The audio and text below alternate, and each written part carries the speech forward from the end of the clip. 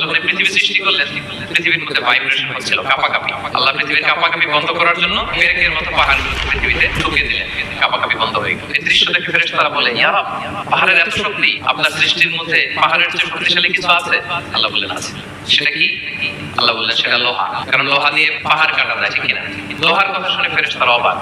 ফেরেশতারা প্রশ্ন, তাহলে আপনার সৃষ্টির মধ্যে লোহার চেয়ে শক্তিশালী কিছু আছে? আল্লাহ বললেন আছে। কি সেটা? আন্নার, আগুন। কারণ আগুন লোহাকে কি করে? গলিয়ে ফেলে। ফেরেশতারা শুধু অবাক হচ্ছে। ফেরেশতারা বলে, আগুনের চেয়ে শক্তিশালী কিছু আছে? আল্লাহ বলে আছে, আলমা, পানি। কারণ আগুনে দাউ দাউ করে জ্বলে ওঠা আগুনের মধ্যে পানি দিলে আগুন অস্তিত্ব হারায়। ফেরেশতারা শুধু অবাক হচ্ছে। তারা বলে, তাহলে পানির চেয়ে শক্তিশালী কিছু আছে? আল্লাহ বলেন আছে, রিহ, বাতাস।